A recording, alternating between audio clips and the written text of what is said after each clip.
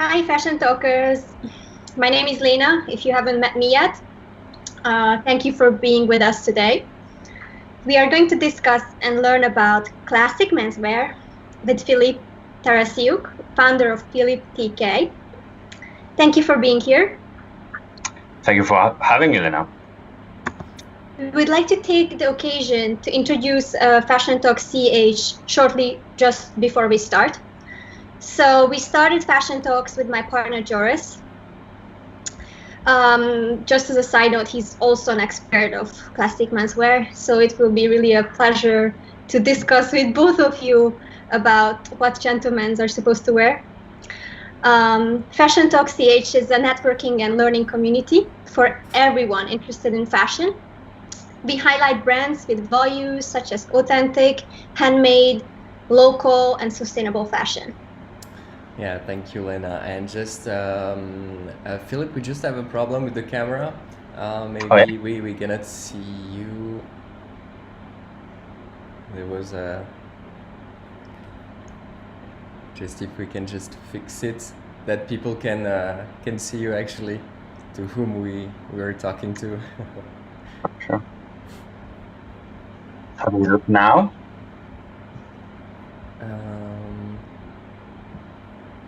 No, not. Oh, yes, that's it. Perfect. Oh, okay. Yes, perfect. Thank you. And thank you, Lena. And one of our major activities is that we bring people to shops. It is an important mission, as retail is suffering a lot today, especially after Corona, and people want to have authentic experiences.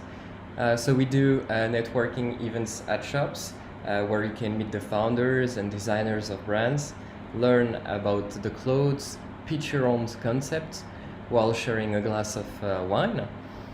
We are extending this concept to New York this year after Corona, when we can have physical events again.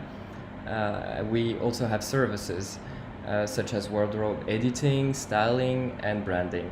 We also produce our own media. An example is today's online meeting with Philippe, and it is great talking to you, Philippe. Can you tell us more about yourself and background? Sure thing. So my name is Philippe, as you introduced me.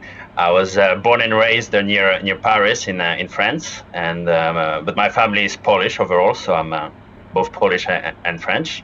I've always enjoyed classic menswear since I was a kid. There's pictures of me when I was 5, sporting a tie and showing my first watch ever that I got at that age. I could barely read the time on it. And pretty much always involved, and that started ramping up in high school and engineering school. And then when I started working, I found myself in Geneva thanks to work. So I work for a satellite operator on connecting aircraft. And I started to put my outfits on Tumblr quite a while ago, 2012, I believe, just to have a quick access album of my outfits and see what works and what doesn't. So it was kind of a personal journal or diary. But I decided to leave it open to other followers because why not? I wasn't showing my face or anything too incriminating, let's say, on it.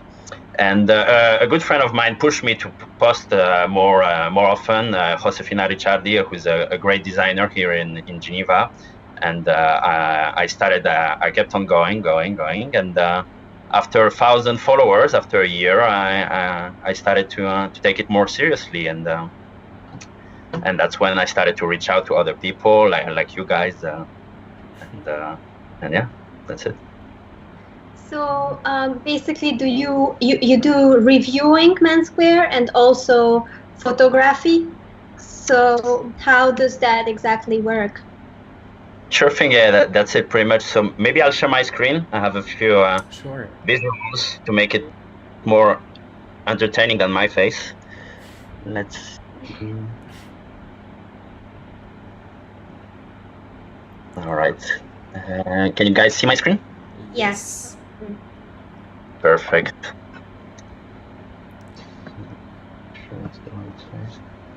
So as I was saying, I've been hit by the menswear bug since day one. Almost here on the left is a very, very bad quality picture of myself at 5.5, and as you can see, I'm showing that infamous first watch, and then I moved here to Switzerland.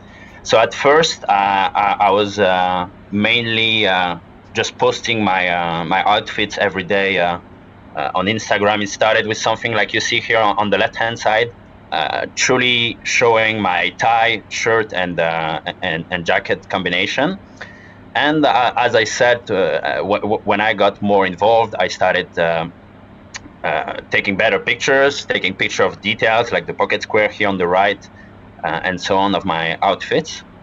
And after a while, a few brands or other Instagrammers started contacting me to get my opinion on stuff, or to get some pictures, or to do product photography for them. So I did for a few brands or for a few magazines in terms of watches. Here you have on the right a Richard Mille. I took a few pictures of for a blog. Here, the one on was my personal collection, but that's not the Patek, unfortunately, but the picture is my personal collection that I took at an event. Product photography. So here on the right, there was a brand who wanted a few nice pictures of bracelets for men. Not really my style per se, but I took the pictures for them, and that let me try a few things in that space.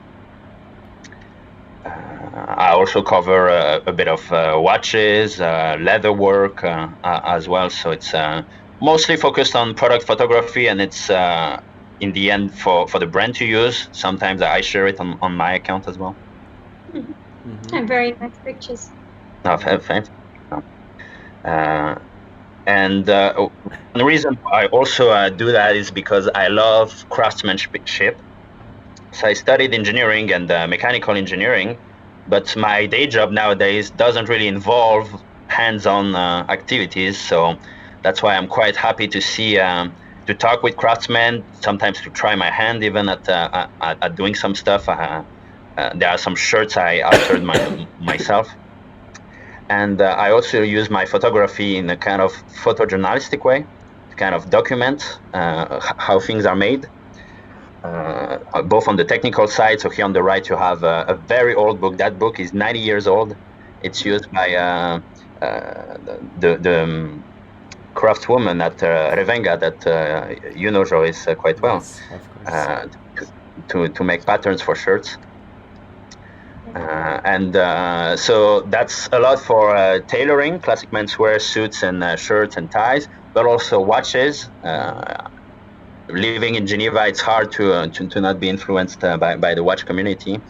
And leatherworks. Here on the right is Atelier du Bracelet in Geneva here that produces bracelets for watches, and I spend hours with them talking just about the type of leather that they use or the colors that are possible quite a bit. So it's always makes great pictures. I love going there.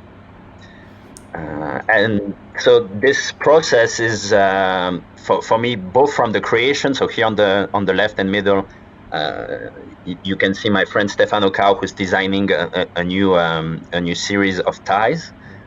So from the drawing board to then the manufacturing. Here on the right, he allowed me to visit one of the factories to see.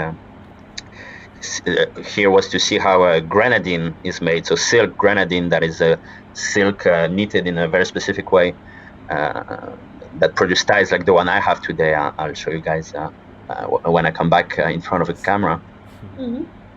But I'm also interested in the retail experience, so that's why I was quite happy to when you guys started organizing the fashion talks. That was something that's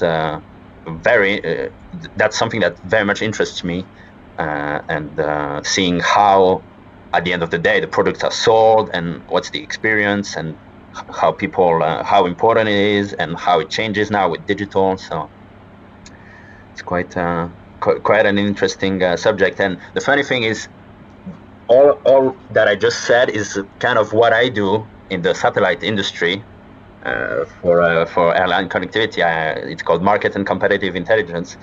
So I guess I'm doing overtime here, but changing industries by looking at fashion and especially classic menswear. So interesting, because the two seem to be so different, but looks like you can apply the same approach. So there are some synergies, yeah, but it's literally the most far away possible, because my company's satellites are 36,000 kilometers above our heads right now, so it doesn't get much further than that.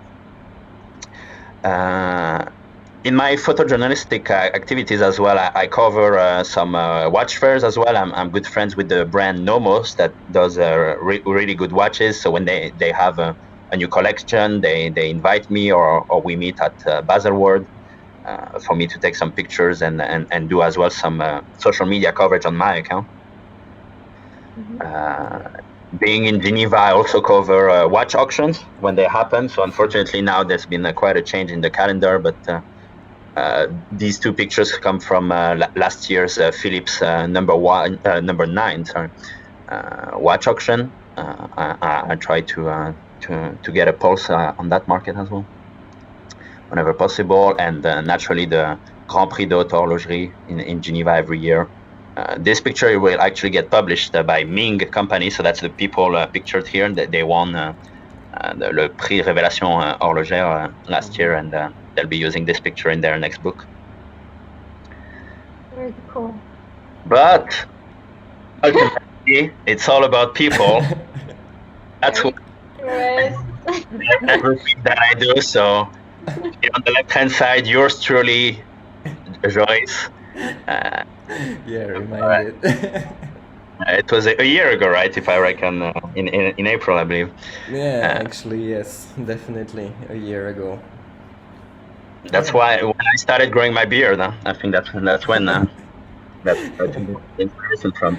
Yeah, definitely, and I lost a bit of mine. No. But yeah, as I was saying, ultimately I do all the social media, truly for the social part of the term. So I love doing photography. I like working with other brands, shooting pictures and so on. But the key thing for me is to meet like-minded people from all walks of life. And I've been very fortunate that social media for me has been 99.9% positive. I've never had any issues. I know some friends have, so that's why I mentioned it. That I don't know how I've been so lucky, but meeting you guys here on the right, you have two of my Instagram best friends. I call them Jan and Jurg, that I met in Switzerland. That I was taken in Zurich during the Swiss Gentleman Summit over a year ago. And I've truly been quite lucky or blessed to meet truly a lot of people. So in Switzerland here, first of all, but also outside of Switzerland, here on the left in Italy, Stefano Cao is a great friend. He does silk products in Como in northern Italy. A lot of ties. That's how we met. Here on the right as well, another tie maker, Stefan Ingversen, good friend of mine in Paris. This is for me one of the pillars of the thrift shop scene in Paris, Amar, here on the left. And I really like the picture I took on the right here, where he's talking to one of the customers who's trying on that coat. And as you can see in the middle, the lady here, the passerby, is even mesmerized by, I don't know if it's the appearance, the way he talked, or what he was saying, but he's truly a special person. And there's plenty of that. The nice thing with the menswear crowd is that a lot of people are willing to help, to talk, to discuss.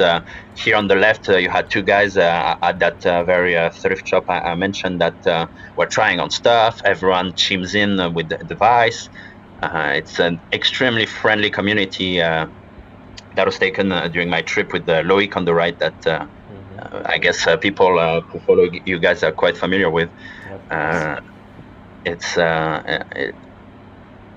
For me, it's unbelievable. Here on this picture, you can see I've met people from every inhabited continent. Sean from Asia here, Felipe in the middle from Latin America, and from Northern America. It's it's quite funny how different we can all be, but how much we can have in common, and how talking about it makes us meet in every big city in the world, or even smaller cities. I'm so happy to see that so many guys are into menswear. Like it's like, I think when it comes to common knowledge, people think that men don't like menswear, but actually there's a huge community of people, of men, who are into menswear and dress like really, really nice. Yeah, definitely. I agree. It's so I still think it's a niche, right? That it's a part of the population, but it's growing, or at least the people inside that niche are getting quite active. It's easy to get in. There's not a lot of gatekeeping, so people can come in quite easily, and menswear is getting more affordable. I would think in general. So it's not even that much a matter of budget. So it's truly excellent. I have hundreds of other pictures. So I think we'll keep it at that here. But yeah, truly a great thing. So let me try to get my webcam back on, guys. Okay. And while you're trying to fix the webcam, actually, with all the beautiful stories that you talked about, what are actually your inspirations, and how do you stay up to date regarding fashion? Sure thing. Does it work, guys, or Not yet. Sorry, I had to switch computers at the last minute. That's why I had issues connecting earlier. Yeah, it's okay. It's fine now. See you now. Yes. Oh, Yes. Perfect. So you were asking me about the inspirations. Yes, and how you stay up to date regarding fashion. Sure thing. So I think it's a common saying to say you are what you eat, and I believe it's quite true when it comes to media, what you ingest as media. We're lucky we live in unique times. We can choose almost all the inputs that go our way, whether it's the pictures that we look at, the movies we watch, the podcasts we listen to, the books we read. At the snap of a finger, thanks to the internet, we can connect with so many people, as just mentioned, all around the world, and exchange idea. So it's an excellent thing. An abundance of choice like that is much better than not having choice, that being very constrained, but it can sometimes be quite overwhelming to the point of I think it's called choice paralysis, when you can't decide what to look or what to decide. So when I started my online style journey, let's say, I tried to really focus on a few accounts, a dozen or so. So the ones that come to mind are the two that inspired me to actually start posting online was Dear Nelly and Paul-Luc Sartoria, who are doing what I later started doing, which is posting every day how they dressed, commenting, oh, I picked this tie because of this, because of that. And I think this kind of selected view is a good start, and then you have to experiment, right? So it's either through imitation or very, very close inspiration, or through watching other content or seeking inspiration elsewhere. For instance, I follow a lot of women's wear, actually, watching what women do with textures, colors. It can be a great source of inspiration. Ultimately, you should consume stuff that excites you and stimulates you. That's why I tend to branch out outside as well of menswear. And if you do consume great art, it will compel you and encourage you to create more of your own, I believe. So if you have that, and then you add on top of that confidence, always creating outfits, pushing yourself towards, more a bigger style or or looking at what was done in the past. So inspiration from the masters of the past, watching old movies, old books. It can be great. You don't have to be a slave to that. You don't have to follow exactly how they're dressed or dress exactly like that person. But you can always learn from them and then have their work stimulate the way you make your own work or the way you dress. I believe for those people who are actually just starting out, it's better first to apply some rules. So before breaking the rules, follow the rules. Do you agree with that, or do you have a different approach? So I'm not talking about you, but like those who are actually just new to menswear. Yeah. The nice thing about menswear is that it provides you with a good framework, right? It's pretty standard. You put on a jacket, you put on trousers, you put on a shirt, you put on a tie. So the proportions are pretty much established. Then there's a play, like you can be crazy like me and have wide lapels that aren't even caught by the camera, I believe, or thinner ones. But as you said, having a few guidelines, ideally you'd have a mentor. So either truly a person you know, like a family member, your grandpa, your uncle, your brother, your sister, whoever, a friend, or someone online, for instance, a celebrity, an actor, an account on Instagram, and from there kind of derive, see what works for them, try it on yourself, see if it works for you. If it does, keep on going. If not, change the course. Interesting. So what are those items that are really driving your individual style? So I would say the key pieces of clothing for me are the jacket and the tie. And then they're closely followed naturally by the shirt, the square, the trousers, the socks, the watch. But that's the main thing you see, right? When you look at me beyond my face, of course. And I like quite loud patterns on these two pieces. Well, some people like to have louder shirts, for instance. Quite interesting to see, and that. And similar for socks. A lot of people like to get loud socks with patterns or with shapes. Whereas I'm pretty conservative in that sense.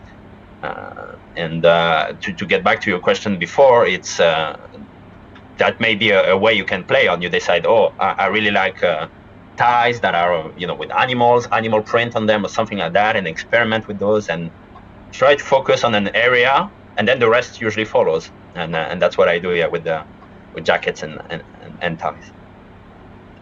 Actually, what you wear is also with the spirit to buy less but better, like to have good clothes and to wear for a long time. Because actually we believe in buying less but better, meaning that quality clothes look better and last longer than cheaply made ones. What do you think of this notion?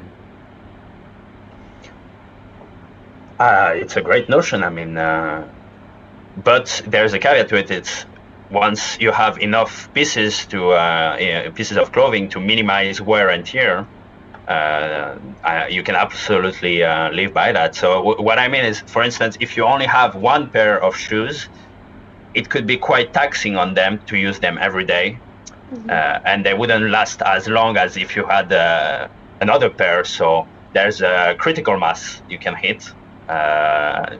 2, 3, 5. Then your budget can also determine what you can and cannot do. But yeah, ultimately, once you have a solid base, ideally it's to buy the best you can afford, that you're going to use the most without tearing it apart, or just become rich and buy whatever you want. But that's more aspirational. But yeah, definitely buying the best you can afford and taking care of them. And the more you invest and the less you buy, the more you have time to take care. Either if it's shining your shoes, altering the pieces you have. For shirts, it can be changing colors and cuffs. So there's quite a lot to do. Yeah, and especially because good clothes, they last for almost a lifetime. So I used to work for GM Weston, and the shoes that they had that they brought back for repair were sometimes like 20 years old. So, and they still looked great, and the leather ages beautifully. Actually, they looked, I would even say they would look better with age, with the patina and everything. So it's I think that quality clothes last. So that's a point when it comes to buying. Oh, they sure can, and it's a great great example. GM Weston really has some good pairs. I remember when my father emigrated to France, one of the first things he did was buy a pair of Westons, and they were quite well. And he still has them now, 30 years later. I usually shine them for him as a gift for Father's Day. But yeah, it's and I bought a few pairs. I thrifted a few pairs that are older than I am. Wow, amazing. So moving to a little bit different topic, about tailors. What makes a good tailor for you, or even like a good menswear brand for you, and how do you find them? If they give me stuff for free, that's the way I pick them up now. More seriously, I think it's style. Style is king at the end of the day, because fabrics, they're quite readily available nowadays. All the mills will work for you, no matter the quantity you order. It can be very, very small quantities. So that's not very much a differentiator nowadays compared to like 10 or 20 years ago. And then for when it comes to fit, so ideally for a tailor, it's going to be good. And for a brand, if the shoulders are good, we can work on almost all the rest, right? So with a good alteration tailor, you can really make it work no matter what. So what's left is style. It's if you like the way they the proportions, the line, the way they do things. That's really style is king for me when it comes to picking up a tailor or brand. And specifically for tailors, I would say that you have to work with them in the sense that a good tailor can do anything in terms of style, but they have their own preferred house style or personal style. And ideally, go to a tailor that has the style you like, or rather, if you like the style of a tailor, go and work with them on that, and don't ask them to do something very different to what they're used to do, because they can do it, but they're not used to it, and it's going to be much harder for them. And so the tailors will also test the fit, right? So you will go back to them and they keep testing to see if it's, or how does it exactly work? It can work like this. Yes, the more made for you, or the more the higher end, usually you have at least one fitting, sometimes 3 or 4 for the first suit, and then less and less. And it's quite it has to be a collaboration with the tailor. You have to make comments quite early on to tell them, oh, this shoulder, I don't like it, it's going too far, or not far enough, or the lapels, they're too big or too small. And then rectify it until you get something good. And hopefully the first piece is really amazing. And if not, usually by the second or the third one, it's perfect every time. Okay. And going to another topic, on your Instagram and Tumblr pages, we see beautiful accessories and watches, but what are for you favorite accessories, and why? Like, pocket square, socks, ties, bow ties. Sure thing. So I would say my favorite accessories is watches, because I don't really consider the square and the tie as accessories. For me, they're really a part of the outfit itself. But watches are quite amazing. I got here in Switzerland actually by accident. If my company was based somewhere else, I'd probably be somewhere else now. But I really fell in love with the country, and having the opportunity here to visit factories, to to see Baselworld and SIHH now, Watches and Wonders, whenever it comes back on. It's quite good, and the community here is developed, and you can see a lot of amazing pieces, and there's something quite romantic about watches, I would say. It's quite ironic that for a tool that measures time, they can be quite timeless. I have a few watches that are twice my age or going on thrice my age even, and it's something that's on your pulse actually, because this is where people measure your pulse, right, often, and it kind of becomes a memory capsule. I remember when my niece was born, the watch I was wearing, when I checked the time to see what time she was born on, when I defended my master's thesis, when I got my first job, and so on. And so both personal memories and sometimes from someone else. If you inherit the watch from your grandfather, maybe every time you put it on, you think about it that for 30 years, every day he put on that watch. If it's a mechanical or an automatic watch, his movements were winding it. So, and now yours are. So it truly can be quite a connection between people, and for these reasons, you can have that with ties and squares, but it's less timeless. Watches can live on for much longer than fabrics that usually tend to deteriorate much quicker with time. So that's why I love watches. Do you prefer mechanical or automatic watches, actually? So I like both. I think it depends on the context, right? So for dress watches that I wear almost every day, I kind of prefer manual wind watches. It gets me a bit closer to the watch. For instance, my parents gifted me one when I finished my studies and left home. I guess they were so happy. They really wanted to mark the occasion that I was finally moving on. It's a manual wind, and every time I wind it, I think about my mother when she was picking it for me, and it's just a nice memory to have. And for automatic watches, they're nice for watches that I wear on the weekend when I go hiking in the mountains, or and I just put them on, set the time, and then not worry about it for the whole duration of the trip. And do you think that they are essential, or are they optional for someone who I would say a man of style? So I think they are optional to the extent that we all have devices that give us very, very precise time, right? Your phone, your computer, they're synchronized with an atomic clock, so they're going to be much more precise than your watch, and you have them on yourself at all times. But the funny thing is how the wristwatch was established, pretty much, or how it got traction. It was basically the very beginning of the 20th century. People had mostly pocket watches. I'm talking specifically about men, but they mostly had pocket watches. Wristwatches were almost unheard of, sometimes for women. And the way you got the time was to open your pocket, get out the watch, open it, check the time, close the watch, and put it back on.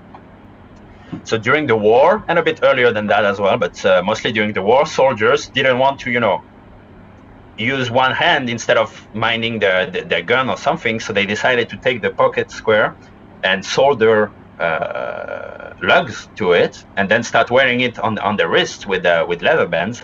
Wow. Okay. And that's pretty much how wristwatches gained traction afterwards, right?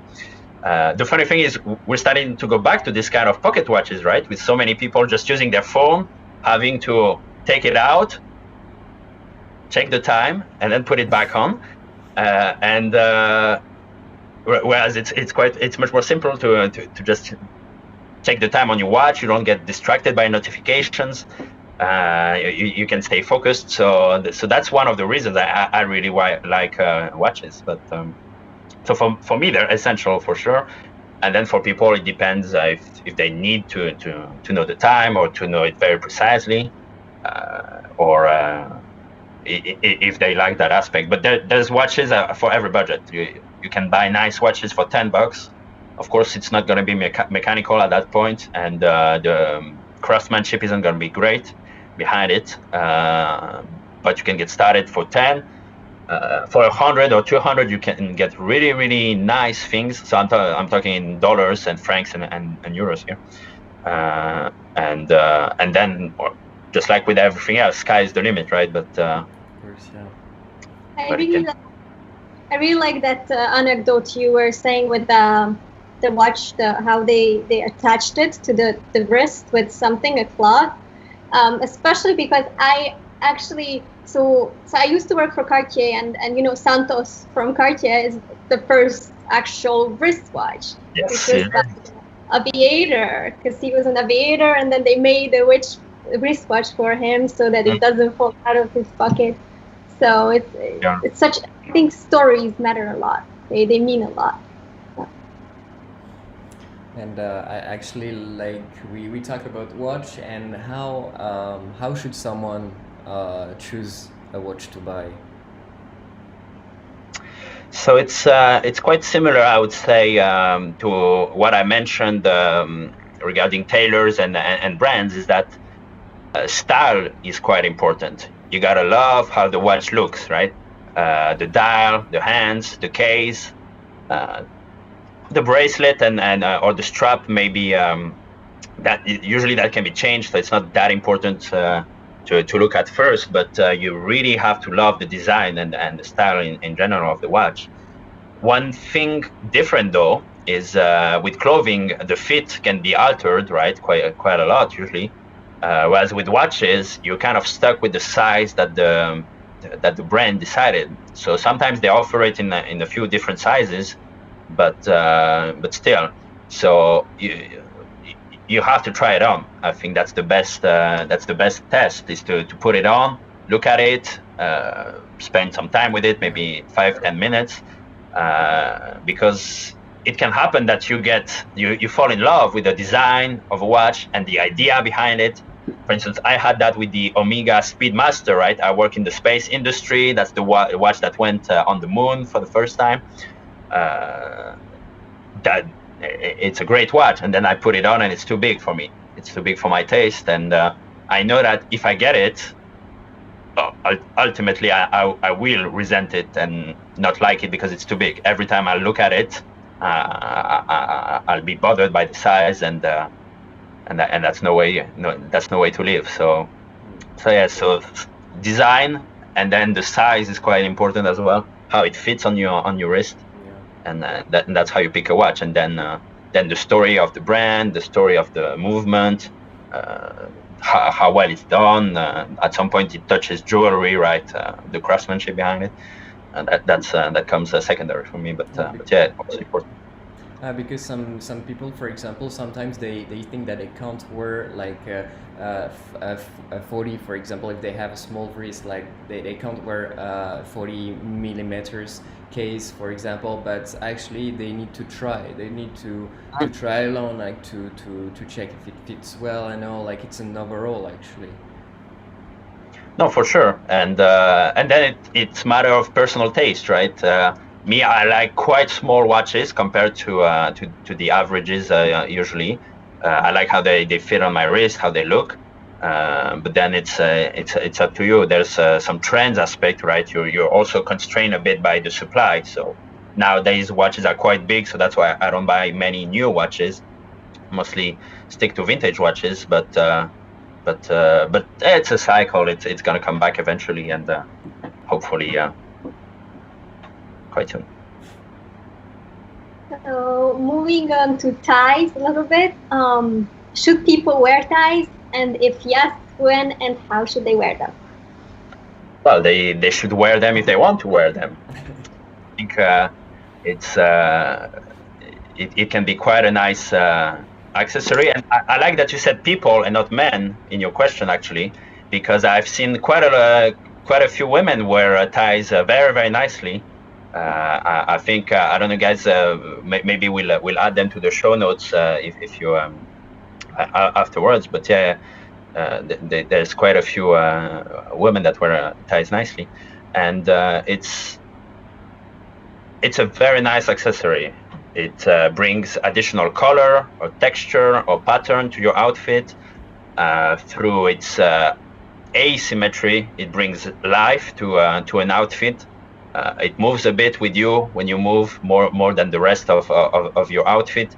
And so I think with a suit, for me, it's essential to wear a tie because the lack of contrast by the suit makes it a bit boring in a sense. So adding on the tie is a great idea, and with the odd jacket paired with trousers, it can also be nice. Nice to have a tie. It's a shame that sometimes people associate it just with work or just with having to wear a tie to go to work. Whereas I think that it's much more than that. It's a scarf that adds volume, pattern, texture, a bit of life, a bit of happiness. I hope so. Yeah. It's interesting that they really associated with work and because there is this tendency to become more casual. So, and for this perception, they just remove ties. While it could be so cool, like how you look like you're so put together, and your tie completely complements your look. So it has a different function as well. No, definitely. There's the symbolism behind the tie that is meant to work, or lawyers, bankers, or whatever. And then for me, there's the visual aspect of that. And there's so many textures you can play with: grenadines, neat ties, and the patterns and the colors. And so definitely, guys, put on a tie. Huh? And actually, how do you choose a tie or and the pocket square and make sure they go together? Like the materials, like fabrics, colors, patterns. Sure. So for me, I wouldn't match them per se. I try to have them go well together.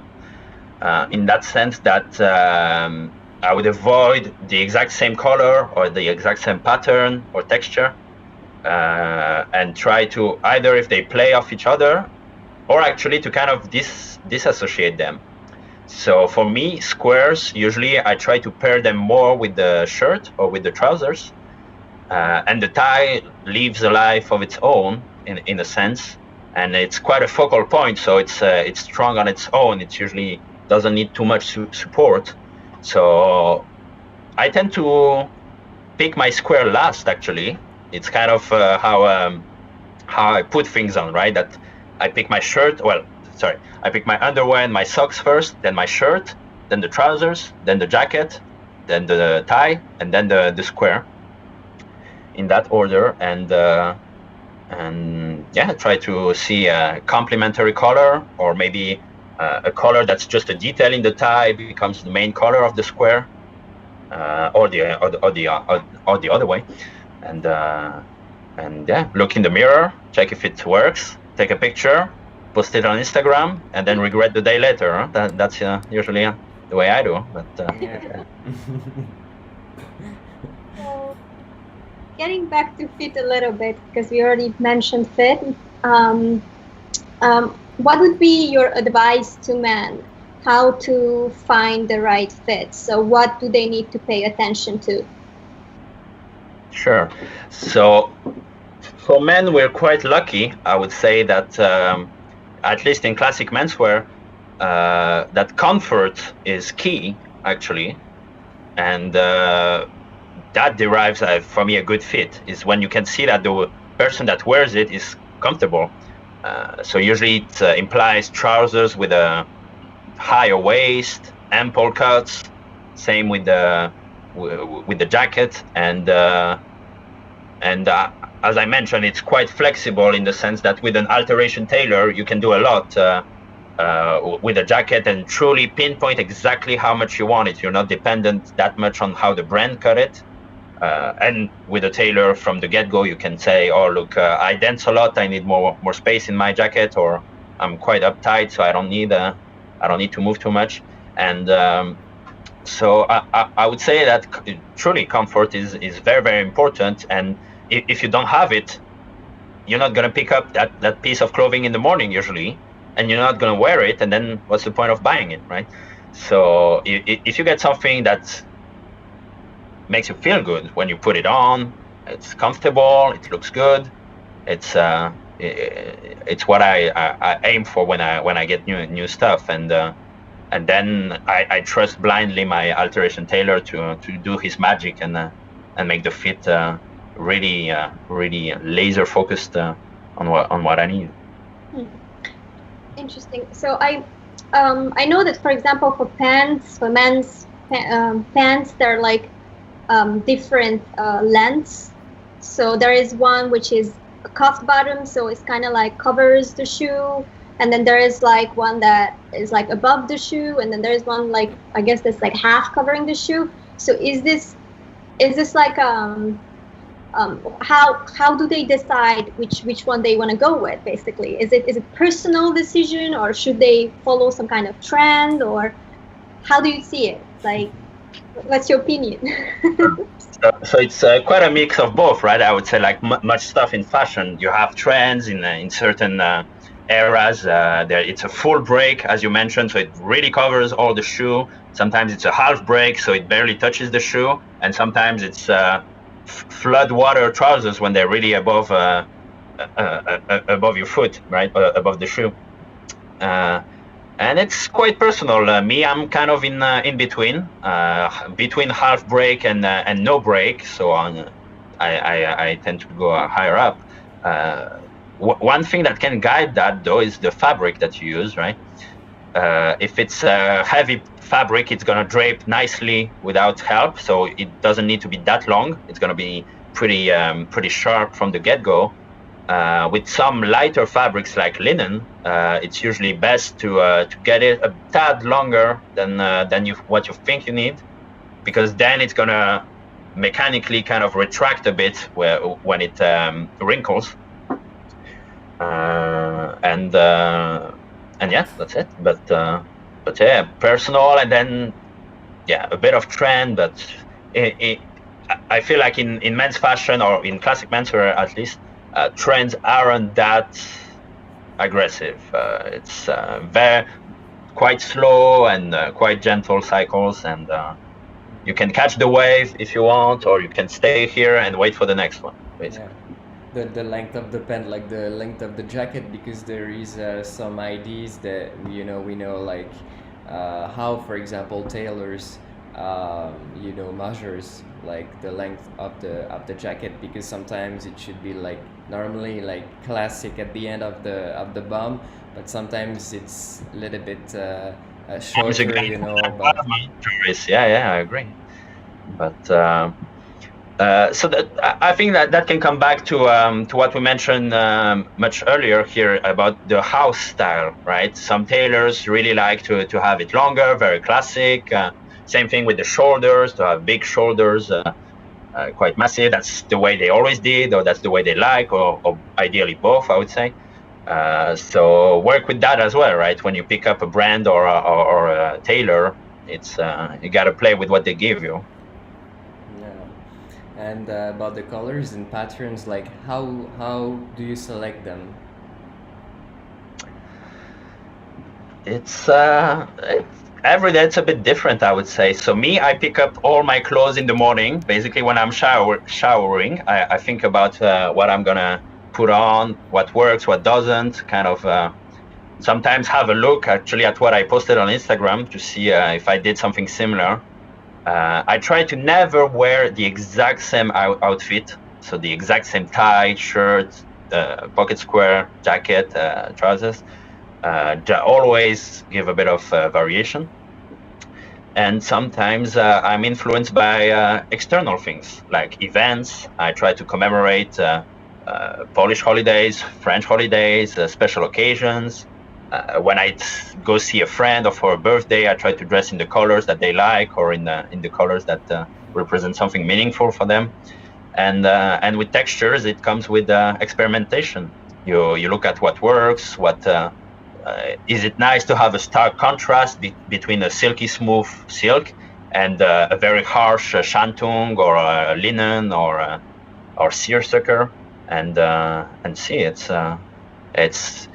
for me, that's what makes it interesting. That it's quite a framework, right? I have to put on a jacket, I have to put on a tie, I have to put on a shirt, but there's so much variety in this one that you can dress quite quickly with different stuff.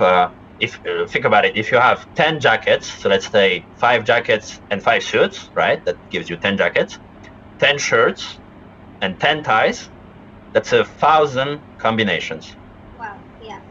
So let's say that only 20% works, right? Because, you know, like a fuchsia tie may not work with a, I don't know, green shirt. Actually, it works, but never mind. But let's say only 20% of that work. That's still 200 outfits, right? And that's a year of working days. You work 200 days in a year, right? So you have a lot of possibilities starting from that, and yeah, that's what keeps it fascinating. That's what keeps me going. I've been posting daily for 3.5 years now, and I don't see any end in sight here. And do you have an anchor color that runs through your outfit? So I would say that blue is kind of my standard. It's quite an easy color, quite forgiving, and works pretty well in all seasons and with most skin tones. And then for men, so when you have a suit, that suit becomes your anchor, right? Because it covers 80% of your body when you put it on and it's closed up. And from there, actually, it makes it easier to match other stuff because the tie is quite minimal. So there's not that big of a risk, right? It gets a bit trickier with trousers and jackets because they kind of split. So usually you try to put together colors that go well together. So either primary colors together, secondary colors together, tertiary colors together, or a good mix. So there's some much more educated people that could tell you guys about color theory than I am. But yeah, it's good to start with a base, and lucky for us men, if you have a suit, that's your base, and then experiment from there. And actually, how do you combine that with colors? Like, because sometimes you can also wear it like a blazer with a pants with another color, for example. So, but it's more casual actually. It's less classic. So it can be. Combine that? And from this one, you start with you go back to, you watch Fashion Talks online meeting with Philippe.Tk. You go at the beginning when I talk about inspirations, and you look at what people work. So I'm sure you're familiar, Joris, with the uniform, the menswear uniform, that is to have a blue jacket and usually light cream or tan trousers, and then you replace the trousers with the gray trousers, and you see, oh, well, that works. And then you replace the jacket with a cream jacket, and oh, that works. And bit by bit, it becomes, you know, a reflex to pick up the colors that go well together. You build your wardrobe behind it. You buy less but buy better, just like Fashion Talk CH tells you, and from there. Yeah. So when it comes to, so from colors we go to materials. What matters to you when it comes to material selection? What are the best materials for you for different items? So the big thing usually is to touch it, to see how it feels, especially if it's in direct contact with your skin, right? So shirts and trousers, that's why I don't like to buy on the internet that much if I can't get fabric samples beforehand, because it's always important how it feels. So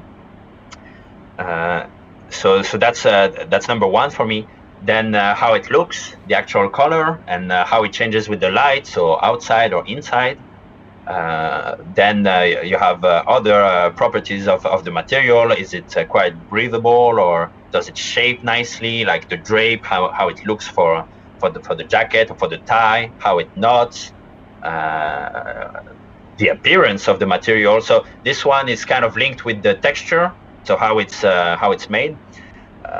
If a tie is silky and flashy in the sense that you can really easily see it like a satin silk tie, or if it's more muted like grenadine, like what I have today, it's quite key, and so that implies both visual and then also practical issues, like usually those silky satin ties, the knot isn't as structured as other ties. Maybe that's what you want, right? You want a knot that is a bit alive, a bit more fluid, that lives with you. Maybe not. Again, it's quite a lot of personal preference, right? In this area. So overall, I would say that quote-unquote natural fabrics are quite good. Wool, cotton, linen.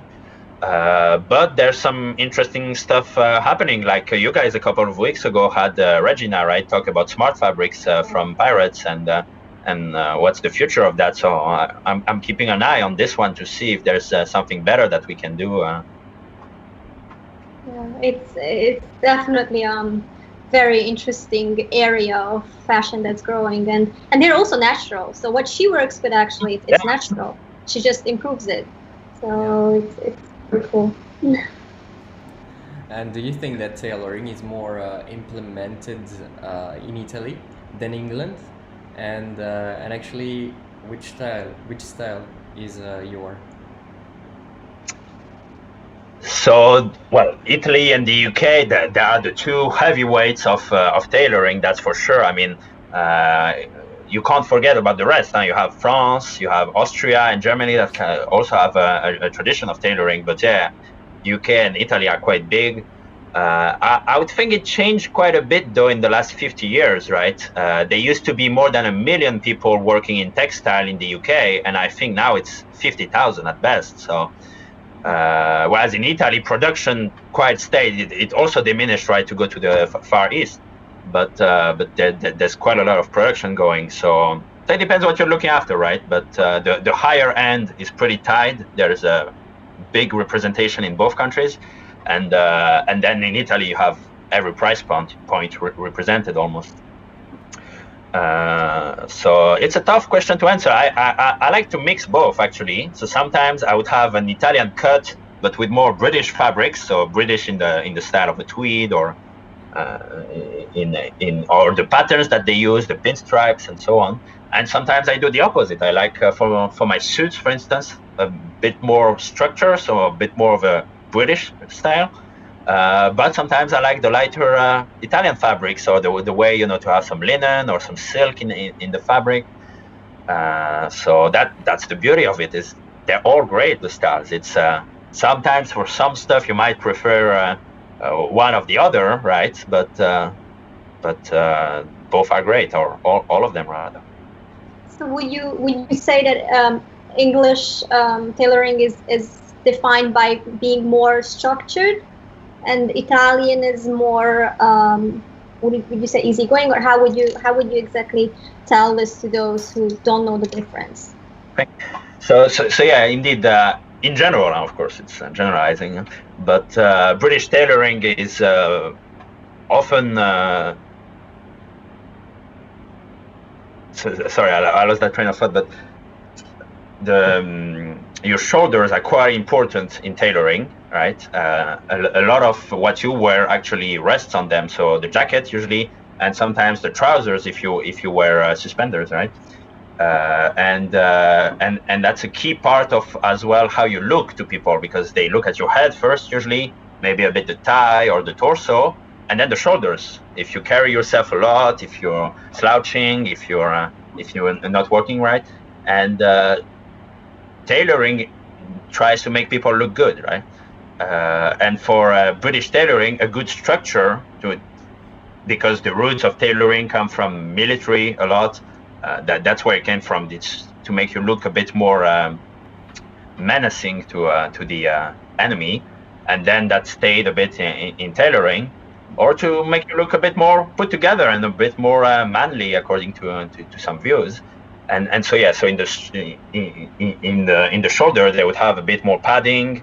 The sleeve would be a little different, whereas a lot of Italian tailoring, so not all of it. You have in Rome or in Milan some very structured Italian tailoring, but the more known, the Neapolitan, the South Italian one, the shoulders usually have either no padding or very minimal, and the lining as well can be just half lined or even no lining inside the jacket. So it truly moves a lot. It's much more fluid in that sense. Thank you. So coming to very current question about actual digital. So how does digital impact menswear and tailoring, and is it a problem for tailors, or is it something that actually helps them? Sure. So I think it can be a great opportunity for tailors. It's not yet fully addressed by a lot of them, but some the better ones are doing so. So from talking to a few tailors, I feel like they have two big groups of customers. They have the old school ones that have been coming here for 30 years. They don't switch around. They always go to the same tailor. They order 2 suits a year. They don't look at the cost. The tailor knows them. They know the tailor. All smooth and smooth sailing from there. And they starting to have a lot of people like Joris, like myself, who are willing to travel to go there, meet with them, try it on. There's a lot of information coming thanks to social media and to digital press, to blogs going on. So it used to be that your father took you to his tailor. They would both teach you basically, this is how a jacket should fit, this is how you pair materials, this is how you pair patterns and texture and accessories. And since the 60s, much less men have been dressing up, and this kind of faded away a bit, right? I know, for instance, my father never taught me anything when it comes to dressing up. And all I did was, I joke with people that I self-radicalized on the internet when it comes to menswear by looking at what other people tell me I should be doing.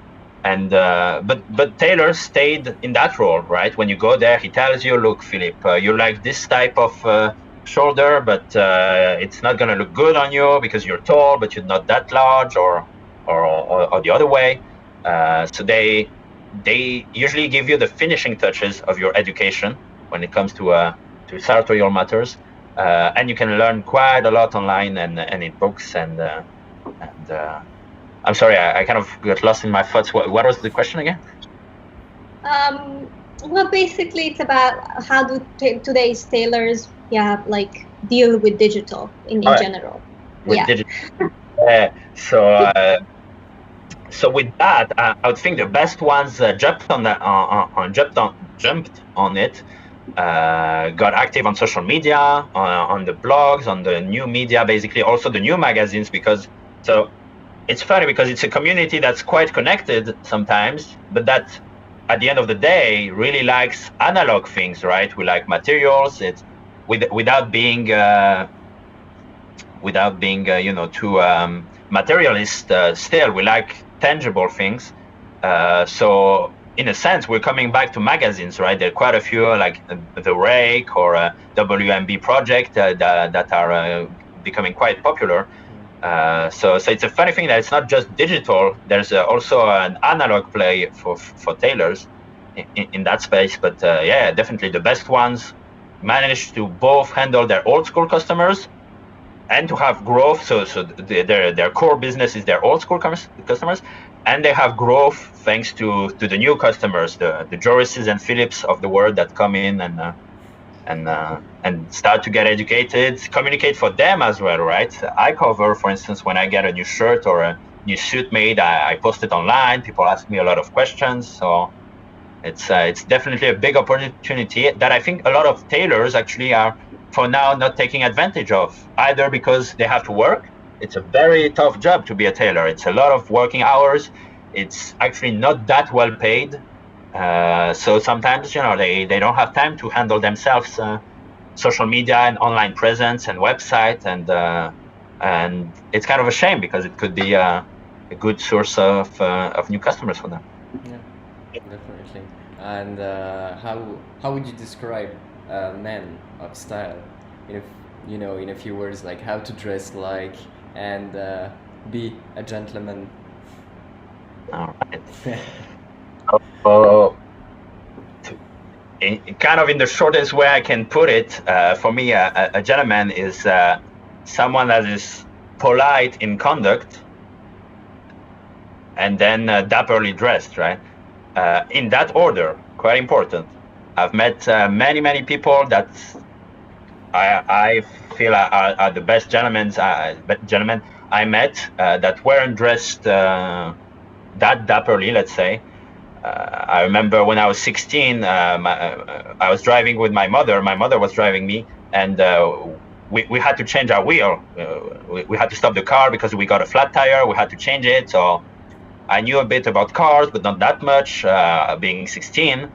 And a guy just stopped next to us, got out of the car, no word spoken. He takes off his jacket, starts on his knees next to me, helps me change the tire, and that's to me someone truly a gentleman, someone who's willing to help, no matter what, no matter why, not to get something necessarily out of the other person. So it's not a transaction, let's say, because that gentleman. So that's why I call him a gentleman. Later on, I went to him and I wanted to give him some money, to thank him for this, and he said, he's not doing it for that reason, and that was a big source of inspiration for me going forward, is to try to help as much as you can other people without looking for what's in it for you directly.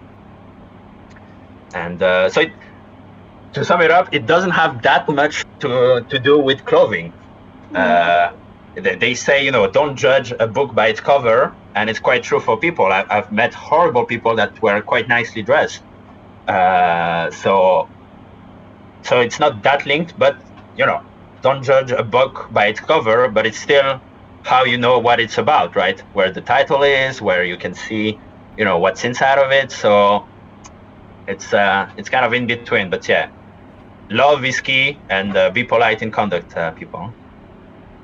Thank you, Philip. Thank you. So actually, we had one question for sure, which we have received before on Instagram. It is from Flora. So she would like to know what classic details are revisited so that to give the 2020 man a contemporary or postmodern look.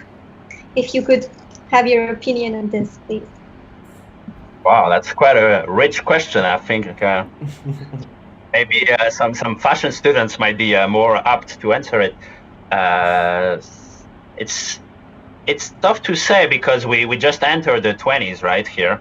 A lot of people are saying that we're actually going to dress a bit more like in the 1920s, 100 years ago, and it might happen because it's the first time that 100 years ago looks a bit like today, right? Because 1900 and 1910, if you dress like that nowadays, people think it's a costume. It's it's not. Whereas I can show you pictures of the 1920s that wouldn't look too strange today. So that's a possibility. Or other, as Flora mentioned in the question, maybe postmodern. There are some experiments. I met a tailor that does a jacket with no lapels. That could be an interesting perspective. The lapels were historically a bit more utilitarian. For instance, on tuxedo or dinner jackets or smokings, the lapels were supposed to get, the ash from your cigar, right? And that's why it was made of a different material. Or sometimes they're used to cover you during strong winds or in the winter. Whereas nowadays we spend much less time outside.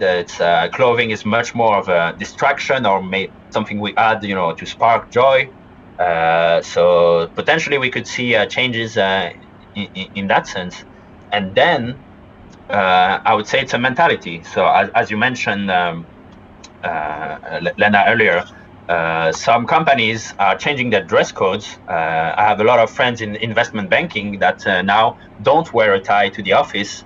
And it kind of became company policy to not do so, because they say you don't have to, and by don't have to means don't wear a tie.